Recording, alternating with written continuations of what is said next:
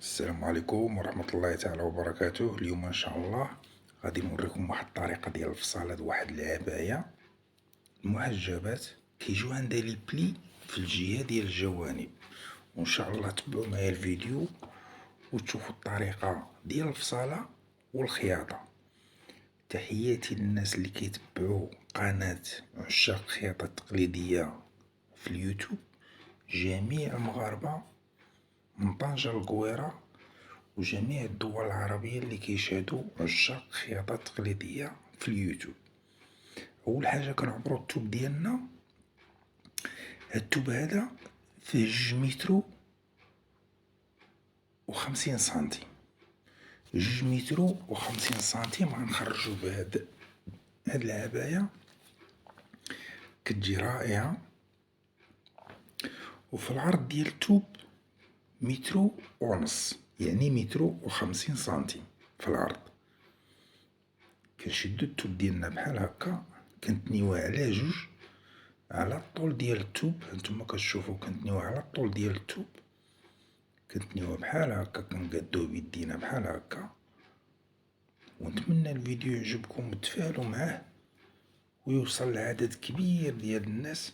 ملي كنتنيو التوب على 2 عاوتاني كنتنيوه على 4، كيولي على 4 بحال هكا. كنقادوه بيدينا بحال هكا، هو تنينا دابا على 4. ولكن إلا كنتو باغيين تستافدوا وتعلموا، ضروري خصكم تتبعوا الفيديو من البداية حتى النهاية باش تعرفوا كلشي. كنعبرو 50 سنتيم، هادي 50 سنتيم كنعبروها، وكنقطعو 50 سنتيم ديال الكمام. هادي ديال الكمام، هادي خاصة، هاد 50 سنتيم كنقطعوها خاصة للكمام. هانتوما كتشوفو هي على 2، وكنتنيوها بحال هكا. هذا هو الكم ديالنا. هاد الكمام غنخليهم هما التاليين. غنسبقو لكم الحاجة اللي مهمة هي اللي غتشوفوها ان شاء الله. هذا هو الهدف ديالنا من هاد القناة، نوصلو الفكرة للناس والناس يستافدوا. وحنا كنتمناوكم عاوتاني دعمونا باللايك وبابوني واشتركوا معنا في القناة، وخليو التعليقات ديالكم كتشجعونا بها. من بعد ملي قطعنا الكمام، شنو غادي نديرو؟ غنشدو التوب على العرض ديال التوب، ماشي على الطول. دابا هاد المرة غنديرو على العرض ديال التوب باش يخرج لنا هاد العباية هادي. هو شدينا التوب على العرض على 2، وكنتنيوها بحال هكا على 4. هذا هو العرض ديال التوب. علاش كنديرو هاد الطريقة هادي؟ باش الطول ديال العباية يجينا فيها 1 متر و50. هذا هو الغرض من هاد التنية هادي، حيت كنقطعو الكمام بوحدو وكيبقى لنا في العرض في الطول 1 متر و50. هو على 4 التوب كيبقى لنا في الطول ديال العباية 1 متر و50. وانتوما ديك الساعات كديروا القياس اللي بغيتو. كاين بحال دابا البنت اللي عندها غير 30 في الطول 1 متر و30، كاين اللي عندها 1 متر و36، كاين اللي عندها 1 متر و40. المهم حنا كنلخصو لكم كيفاش الطريقة. أول حاجة كنعبرو ديك الجهة ديال الرقبة 8 سنتيم، وكنهودو 3 سنتيم، وكنطراسيوها بحال هاد الطريقة بحال هكا 3 سنتيم. وكنعبرو الكول ديالنا كنديرو فيه من 10 سنتيم حتى ل 11 سنتيم في الكول ديال الأمام، وكنطراسيوها بحال هكا. نتمنى يكون هاد الطراساج كيبان لكم شوية. من بعد ملي عبرنا الكول غنعبرو الكتاف ديالنا. الكتاف على حسب كل مرا ولا كل بنت والقياس اللي عندها. انا هاد الكتاف هادو درت فيهم 22 سنتيم، هي كتعطينا 44 في الكتاف. كنهودو 3 سنتيم ديال الكتاف، لان الكتاف تيكونوا ديال الانسان هابطين ماشي بحال المانكا. كنطراسيوهم بحال هكا هاد الكتاف هكا كما كتشوفوا راه 3 سنتيم. ومن بعد كنديرو في التركيز، كتعبرو من ديك البلاصه اللي مطراسي فيها الطباشير. كنعبرو هاد الكتاف هادو، هاد التراكز هادو درت فيهم انايا 25 سنتيم، 25 سنتيم. وانا غادي نطراسيها باش تبان لكم. ونتمنى الفيديو ينال الرضا ديالكم. وتستافدو ان شاء الله. كنطراسيو الكتاف التراكز بحال هكا 25 سنتيم، كنطراسيوها بحال هاد الطريقة كما كتشوفو. واخا لاطراس ما كيبانش مزيان، المهم كنحاولو نبينو لاطراس باش الناس تفهم الطريقة كيفاش. من بعد كنجيو كنعبرو الصدر ديال المرا ولا ديال البنت. انا هاد الصدر هدا كندير فيه 29 سنتيم، الا بغيتو ديرو تا واحد العدد كبير ماشي مشكل. ديك الصدر كنشدو بحال هكا وكنطراسي الثوب من الراس حتى الجهة لعندي، الجهة لعندي، وكنخليو ديك الجهة ديال القياس ديال الصدر كنطراسيوها بحال هكا باش تعطينا العلامة فين حدنا، فين خص البلاصة اللي نضربو بالمقص. ها هي طراسيتكم دابا، التركيز راه بان.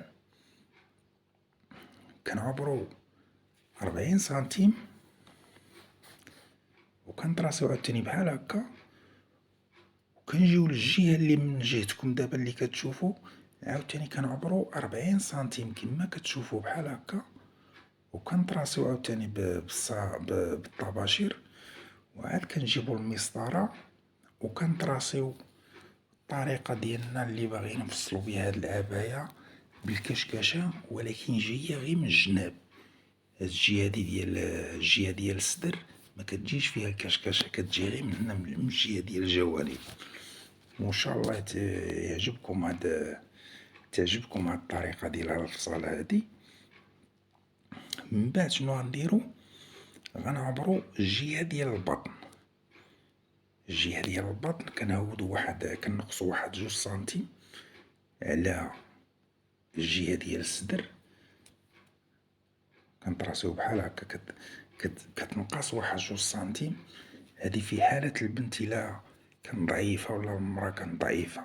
أما إلا كانت صحيحة كدير لها القياس عادي بحال هكا. كنطراسيو بحال هكا كما كتشوفو.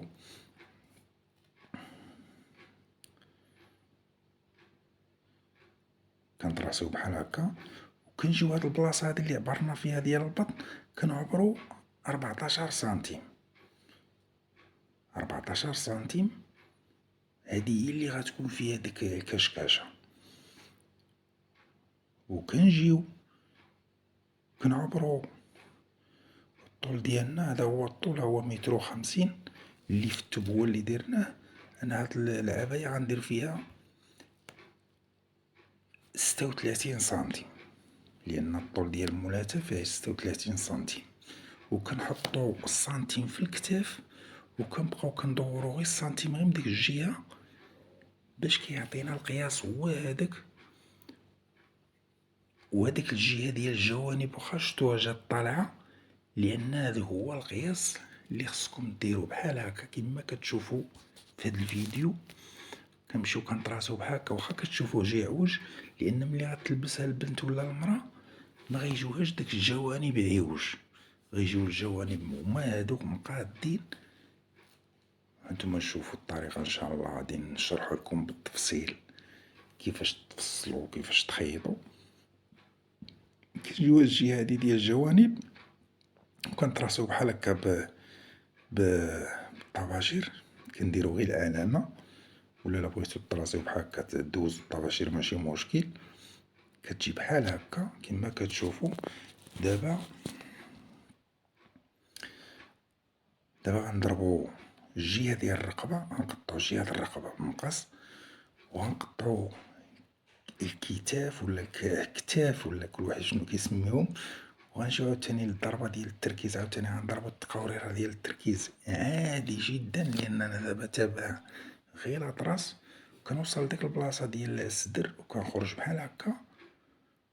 ملي كنوصل لهاد البلاصة ديال البطن، ملي كتوصلو لديك البلاصة ديال البطن كنخرجو المقص التالي بحال هكا كما كتشوفو. كيجي بحال هكا. هادي هي كتجي العباية كتجي فيها الكشكشة في الجوانب. ومن بعد كنقدو الفصالة ديالنا وكنعاودو كنضربو بحال هكا بالمقص تا الجلايل لتحت. نضربوهم بحال هكا بالمقص كنحيدوهم علينا هاد الطرف هادو، وكنجيو كنضربو الطول ديالنا بحال هكا، كنضربو الطول بحال كيما كتشوفو بحال هكا.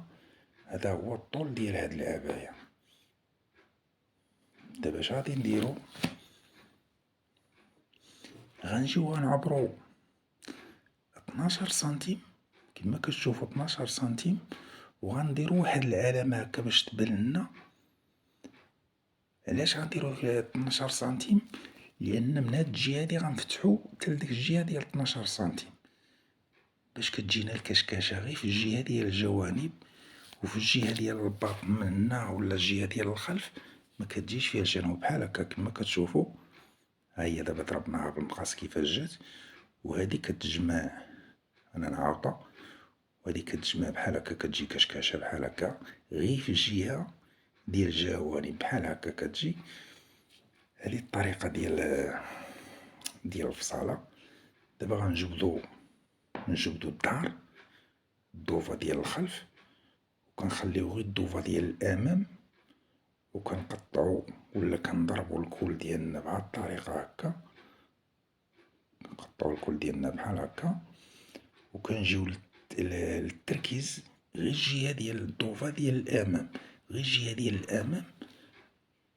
كنعبرو التركيز ديالنا، كنشوفو القياس اللي خصنا هو هداك القياس، كنديرو 1 سنتيم، وكندخلو في التركيز غير 1 سنتيم ديال الجهة ديال الأمام. هاكا كندخلو في ديك الجهة ديال الأمام بوحدها، الجهة ديال الخلف مندخلوش فيها. هاديك الجهة ديال الأمام علاش كندخلو فيها ديك؟ وفي الكتاف كندخلو 1 سنتيم، باش ملي تلبس المرا العباية متجيهاش مكمشة من الجهة ديال الصدر. والكتاف اللي كنقصو منهم ديك السنتيم، باش العباية متوليش كترجع للور، الجهة ديال المرا كتقلب لها على الظهر ديالها، كتولي طايحة. هذا هو الملخص ديال هاد الطريقة ديال التراكز وديال الكتاف. الطراف كيشيطو، الطرف شاطنا باش نديرو التبطين ديال الكول. كنحطو داك الطرف بحال هكا وكنطراسيو غير الكول دابا عندنا مقطع، كنطراسيو بحال هكا غير على حساب الكول. كنمشيو بحال هكا وكنطراسيو الكول ديالنا عادي جدا، كنضربوه بالمقص بحال هكا. كنمشي كندور تبعنا غير البلاصة اللي مطراسية بالطباشير، وهذا هو الكول ديالنا هو قطعناه. دابا نضربو ديك البلاصة بالمقص من هنا ومن هاد الجهة عاوتاني، راكم كتشوفو الطباشير كيبان لكم. نقطعوهم باش يجينا التبطين قدو قد الكول، ميجيش التبطين صغير ولا ميجيش كبير. من بعد كنتنيو التوب هكاك على جوج بحال الكول، كيجي بحال الكول، وكتعبرو 6 سنتيم ولا 7 سنتيم على حسب الاختيارات ديالكم. هاد الطريقة ديال التبطين شحال خصكم تخليو فيها على حسب احتياجات ديالكم. كنضربو ديك 6 سنتيم بحال هكا وكنشيطو، كنخرجو الكول التبطين ديال الكول. هانتوما كتشوفو التبطين ديال الكول ديالنا هو هذا. كنشدوه بحال هكا وكنقيسوه على الضوفة ديال الأمام. هذا التبطين ديال الجهة ديال الأمام. دابا غادي نجيو للتبطين الجهة ديال الخلف. نفس الطرف كنقدوه بحال هكا، وكنجيو عاوتاني الجهة ديال الخلف هي هادي. كنجيو بحال هكا وكنحطوها كما حطينا الجهة ديال الأمام، عاوتاني كنطراسيو نفس الطريقة كنطراسيو بحال هكا، ونفس الطريقة ديال التقطاع. وهاد التبطين ديال الكول ديال الجهة ديال الأمام ولا الجهة ديال الخلف كنقطعوهم بجوج. وان شاء الله هانتوما تشوفوا الطريقة كيفاش كتخيط هاد الكشكاشة وكيفاش كنصاوبو هاد التبطين. كنعبرو نفس الطريقة عاوتاني 6 سنتيم باش يجي التبطين قد الجهة ديال الأمام قد الجهة ديال الخلف. كيجي قد ملي كيجي التبطين كيجي داير كامل على الكل. ونتمنى الفيديو يعجبكم وتستافدوا منه، لان الطريقة هذه زوينة بزاف. هذا هو الجهة ديال الخلف، كنحطوه بحال هكا، كنقيسوه على الجهة ديال الخلف. هانتوما كتشوفو هادي دابا الضوفة هادي حيدناها. دابا غنجيو للطريقة ديال الكمام، طريقة سهلة وبسيطة. هادو هما الكمام ديالنا. هذا الفيديو هذا ما غنحاولش ندير لكم ديك الطريقة اللي كندير ديما، بغيت نختصر لكم شوية باش الفيديو ما يجيكمش طويل. هانتوما كتشوفو هادو هما الكمام، هو على جوج.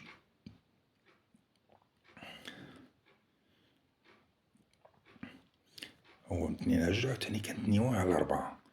هذا هو الكم. غندير لكم واحد الطريقة بسيطة وسهلة، ما غندير لكم لا مسطرة لا حتى شي حاجة. غنشد غير الكم بحال هكا، غنديرلو بحال هكا كيما كتشوفو، وغنشد البلاصة منين غنطراسي، وكنمشي بحال هكا كنعوج. كندير ديك لاطراس كنديرو بيدي، منحتاجش طباشير ولا شي حاجة. سميتها عفوا المسطرة. كيجي بحال هكا، كتجي ساهل، كدور معاه واحد البلاصة، واحد التقوريرة. كنعبرو الكم ديالنا على حسب الاختيار ديالكم. انا هاد الكم هذا درت في الطول ديالو 60 سنتيم وزائد 2 سنتيم ديال الغلي. 60 سنتيم ديما في الفصالة. ديرو الحساب للخياطة، لأن كيتنا كاين شي بلايص بحال دابا في الجوانب كيكونو سنتيم ديال الخياطة، ولكن في الكمام ولا في الطول ديما كتخلي واحد 2 سنتيم ديال الغلي. هذا هو الكم ديالنا، هو قطعناه. هذا هو الكم ديالنا، نتوما كتشوفو. غنديرو لاستيك في فم الكم. هانتوما كتشوفو الكم كيجا بطريقة بسيطة وسهلة، محتاجوش ديك مسطرة ولا شي حاجة. كنعبرو راس الكم كنشوفو شحال فيه. دابا غادي نجمعو البياسة ديالنا، راه فصلنا هاد العباية هادي، هي فصلناها. ودابا ان شاء الله غنمشيو عاوتاني للطريقة ديال الخياطة، الطريقة كيفاش غتخيط هاد العباية بهاد الكشكاشة. ونتمنى الفيديو يعجبكم، وتبعو معايا الفيديو حتى الطريقة ديال الخياطة ان شاء الله. ولكن تا كتسرجيوها هاد العباية، تا كنسرجيوها عاد نخيطوها. هادو هما الكمام. دابا غنمشيو غنسرجيوها، وغنجيو ان شاء الله نخيطوها، وتشوفو الطريقة ديال الخياطة ديالها كيفاش.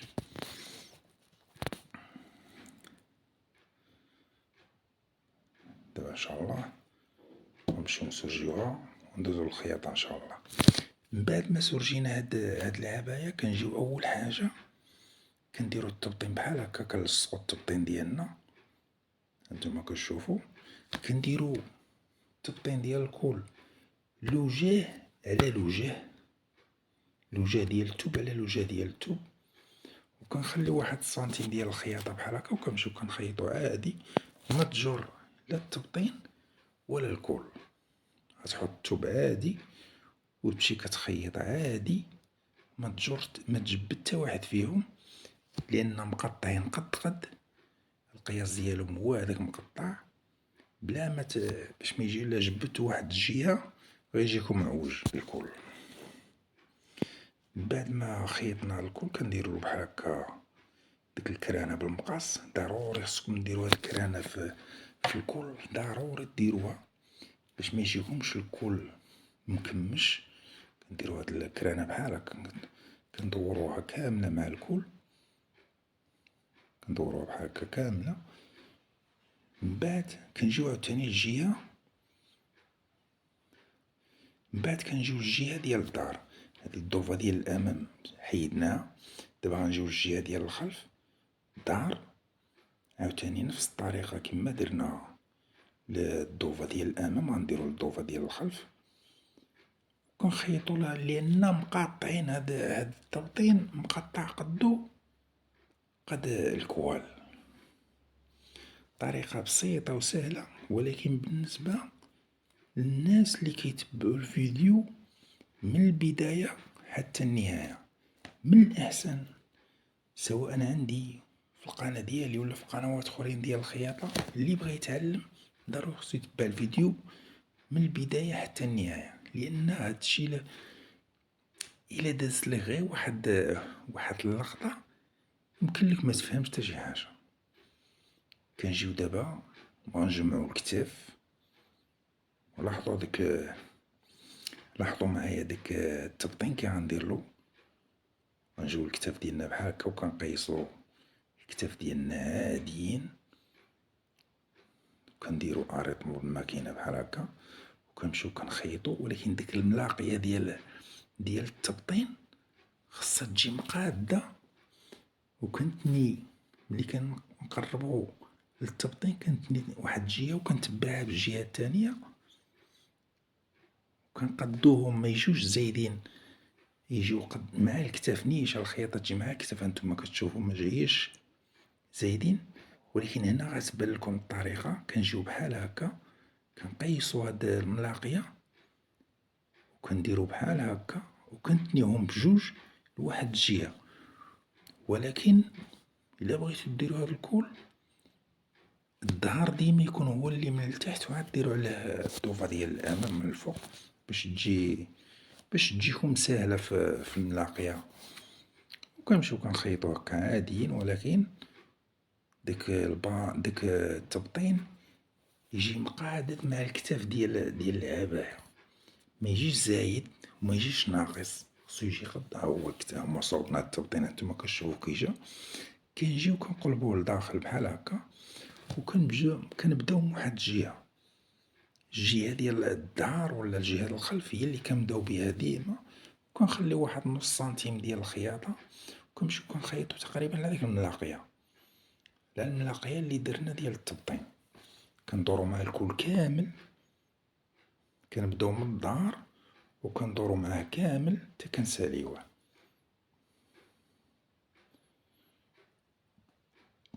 باش كيجيكم الكل هو هداك بالتبطين ديالو كلشي ديالو. كنمشيو كنخيطو عادي، غير هو كديرو القياس على حساب ديك الملاقية. يلاه كتخيط واحد نص سنتيم بينك وبين الملاقية وكتمشي كتخيط باش كيجي الكل عاطي الديكور مزيان. وانتو ما شاء الله غتشوفو فاش غنساليوها في الشكل ديالها النهائي. دابا هاد العباية هي هادي، كنجيو كنديرو اريطمو كنرخفو هاديك الرداعة والغرزة كنتسعوها، وكنجيو لديك الجهة اللي كبيرة هي اللي كنخيطو، لأن هي اللي غتجي فيها الكشكاشة. هانتوما كتشوفو الجهة الكبيرة هي اللي كنخيط، وكتبداو من الجهة الوسط باش كتخرجو للجنب. كنخليو الخيط طويل بحال هكا، كنخليو الخيط طويل. عاوتاني كنجيو لهاد الجهة هادي ونفس الطريقة كنقلبو البياسة بحال هكا وكنخيطو ديما ديك الجهة ديال اللي كبيرة هي اللي كنخيطوها باش نديرو بها الكشكاشة. ولكن من قبل ما ديرو هاد الكشكاشة تترخفو داك الطانسيو والغرزة ترجعوها الرقم 5. كتمشي كتخيط بحال وهنا ما ديروش ريطمو، خرجو نيشان بالماكينة وجور بحال هكا، وجور غير الخيوط يتجرو بجوج بيهم وكتقطع بحال هكا. عاوتاني كنجيو للجهة التانية، هاديك الضوفة ديال الظهر هي اللي صوبنا، وهادي الجهة ديال الأمام نفس الطريقة. أنا بغيت نبينلكم الضوفات بجوج في الطريقة كيفاش كيتصاوبو. نفس الطريقة الجهة الكبيرة هي اللي كنديرو فيها الكشكاشة وهي اللي كتخيط.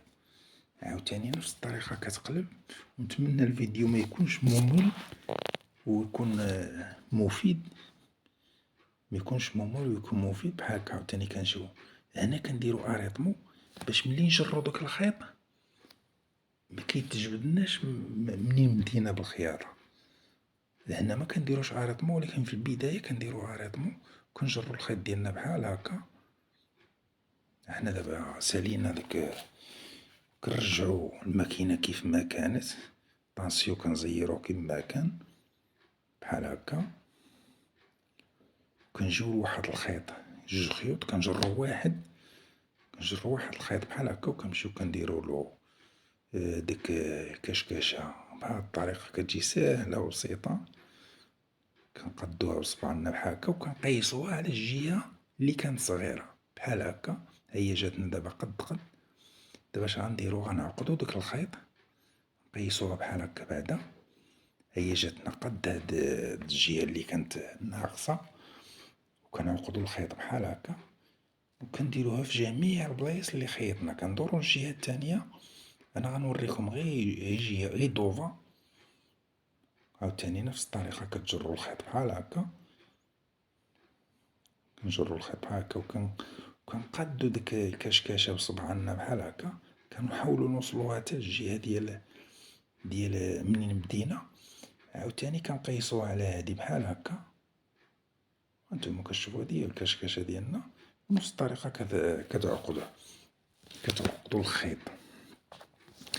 من بعد كنجيو لديك الكشكاشة، وكنرجعو الماكينة كما كانت في البداية، وكنخيطو على ديك الكشكاشة باش كتجيكم زوينة. لأن إلا درتو غير هكا وجمعتو راه مغتجيكمش مزيانة. ديك الكشكاشة كنطيحوها، يعني كنقتلوها كما كيقولو الخياطة. كتجي الخدمة مقتولة متقونة. كنخيطوها بحال هكا، كنخيطوهم كاملين. هداك البلايص ديال الكشكاشة كنخيطوهم كاملين.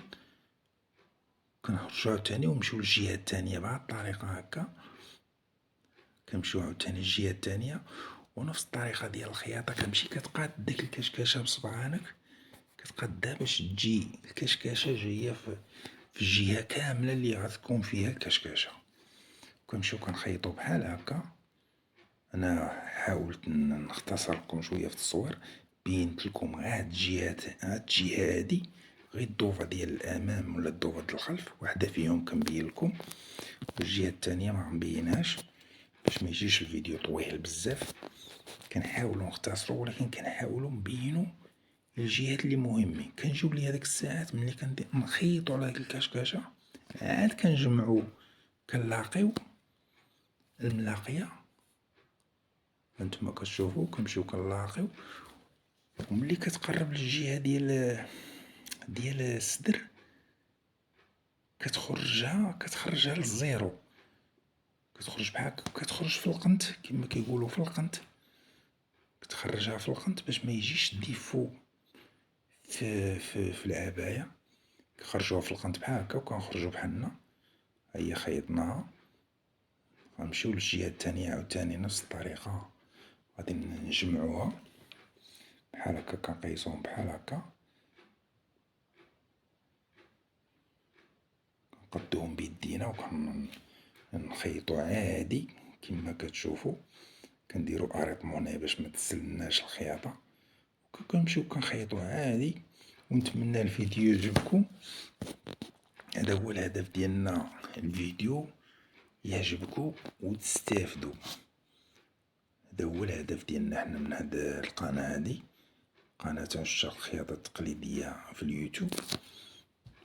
هيا كي جات هي هادي الكشكاشة، جات غير في الجهة ديال الجوانب. هانتوما كتشوفو ديال الكشكارة خيطناهم بالضوفة ديال الأمام. هادي غير ضوفة وحدة، وخيطنا حتى الضوفة الأخرى ديال الظهر، هادي ديال الأمام والأخرى ديال الظهر. هانتوما كتشوفو كي جات. دابا شنو غادي نديرو؟ غادي نجمعو الكمام. ملي كنجيو نجمعو بحال هكا، كنقيسو الكوم عادي، كنوصلو لهاد القنت، وكنديرو الكرانة بالمقص. بحال هكا، وكنحطو ديك الكرانة كنحطوها في الملاقية ديال الكتاف. كنقيسو الكم ديالنا بحال هكا، وكنديرو اريطمون، وكنجمعو الكم ديالنا. ولكن ديك الكرانة مع الملاقية ديال الكتاف خاصها تجي قد قد، لأن إلا جات لا جات وحده كبيره وحده صغيره، بحال دابا جات ديال الكتاف فايته ولا جا ديال الكم فايت، راه الكم غادي يجيكم بحال اللي عوج. ملي غتلبسو المراه ولا البنت غيجي يعوج الكم في اللبسه ديالو، غيبقى يدور ليها في يديها. حاولوا ديك الكرانه مع الملاقيه ديال الكتاف هي اللي تجيبوها لاصقه. هذه هي النصيحه اللي كنقدمو لكم باش تكونوا عارفين كل شيء. وكنمشيو كنجمعو الكم ديالنا عادي، نتا غادي ونتا كتقيس تشوف الكم واش غيجيك هو هذاك ولا مالا جا كبير ولا صغير غيفتق. وعاوتاني من البداية، لأن هادشي ديال الخياطة إلا جبتي غير واحد 2 سنتيم ولا 1.5 سنتيم زايد يخسر لك بياسة كما كانت غتخسر لك، لأن داكشي بالقياس. ومن بعد ملي كنجمعو الكمام كنجيو للجوانب وكنجمعوهم بهاد الطريقة هكا بحال هكا. كنمشيو كنخيطو عادي الجوانب، الجميع ديال الجوانب عاديين. الحاجة اللي مهمة هي اللي وريناها لكم. كنحاولو ديك الملاقية ديال الكمام كنجيبوها مقادة، و تا هاد الملاقية ديال هاد الكشكاشة عاوتاني كنجيبوها ملاقية. شتو فين جاية الكشكاشة؟ غير في الجهة ديال الجوانب، في الوسط هنا في الصدر ولا في الوسط ديال الظهر مكايناش الكشكاشة، كاينة غير في ديك الجهة. هذا موديل نتمنى طبقوه ويعجبكم. هذا هو الهدف ديالنا، نقدمو واحد الرسالة مفيدة للناس. نتمنى يكون عند حسن الظن ديالكم. وكنمشيو كنخيطو بحال هكا، نتوما غاديين كتخيطو ونتوما كتقيسو عاوتاني الجوانب، ربما تجيك جهة كبر من جهة. المهم ديما ملي تبداو تخيطو خصكم تقيسو. كنمشيو كنخيطو بحال هكا عادي، نخيطو عادي هكا نتوما كتشوفو الجوانب. هاد العباية غنصاوبو غير واحد الجوانب، والجنب لاخر مغاديش نصورو، لأن الحاجة المهمة هي اللي كنقدمو ليكم. من بعد ملي كنهبطو الجوانب ديالنا كنديرو لوغلي، بحال هكا واحد 2 سنتيم ديال لوغلي. كنمشيو كنخيطو عادي بحال هكا، كتحط الماكينة وكتمشي كتخيط الراسة، كتساعد غير بيدك شوية.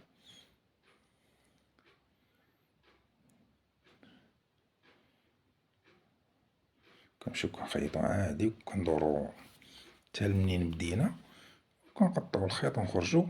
دابا غادي نجيو لاستيك في الكمام. انا اللاستيك كنديرولو بحال هكا، كنحطو بحال هكا، كنخلي واحد 0.5 سنتيم ولا سنتيم، كندخل الماكينة بحال هكا، كنحطها على لاستيك الصباط، كنحطو على لاستيك وكنديرو اريطمو. وما كنعبرش لاستيك فين غيجيني، كنعبر غير بالقياس ديال كنجبد غير لاستيك. القياس اللي كنجبد هو اللي كنديرو في الكم كامل. كنمشيو بحال هكا. ومن الأحسن نديرو هاد الطريقة هادي ديال الكمام، جمعو الجوانب وعاد لصقو لاستيك، ولا جمعو الجوانب وعاد ديرو لوغلي، كتجي الخدمة نقية. اما لا درتو لوغلي وجمعتو الجوانب كتجي داك الديفو كيجي هنايا في ديك الملاقية. من الأحسن نديرو بحال هكا. كنمشي كندور مع لاستيك بحال هكا حتى كنوصل فين بديت. انا وصلت فين بديت كندير اريطمو، كنرتق داكشي مزيان بالماكينة وكنقطعو داك لاستيك بحال هكا، وكنقطعو الخيوط. هذا هو الكم ديالنا، هو هذا كيجي بحال هكا. ومن بعد عاد كنقلبو داك لاستيك كيولي لداخل داك السنتيم ولا نص سنتيم اللي خلينا، كنقلبو بحال هكا. وكنمشي كنخيط على داك التوب، ما كنخيطش على لاستيك، كنخيط على داك التوب اللي خليه زايد واحد شوية، واحد سنتيم ولا نص سنتيم على لاستيك. عليه كنخيط داك الطرف باش كيجينا الكوم في الملاقية ديالو كيجي زوين. هانتوما غتشوفو ان شاء الله الطريقة ديال الكوم هو سالي دابا وتشوفو. نقطعو هاد الخيوط هادو، كنمشيو كنخيطو بحال هكا. وحنا سالينا الكم ديالنا، نقطعو هاد الخيوط هادو. هدا هو الكم ديالنا كيجي بلاستيك بحال هكا، بلاستيك بحال هكا كيجي زوين في الكم. ملي بغات المرا طلع الكم تا اليد لي في يديها الفوق ماشي مشكل، كيكون بلاستيك كيتشد. هذا هو الشكل ديال النهائي ديال هاد العباية. وتحياتي لكم جميعا، وتحياتي لجميع المغاربة وجميع الدول العربية اللي كيشاهدوا عشاق الخياطة التقليدية. وكنتمنى الفيديو يعجبكم، وهذه هي كشكاشة ديال هاد العباية. ونتمنى الفيديو يعجبكم، وتحياتي لكم جميعا، ونتمنى تكونوا بصحة جيدة ان شاء الله. هذه هي العباية ديالنا نتوما كتشوفوا. والسلام عليكم ورحمة الله تعالى وبركاته.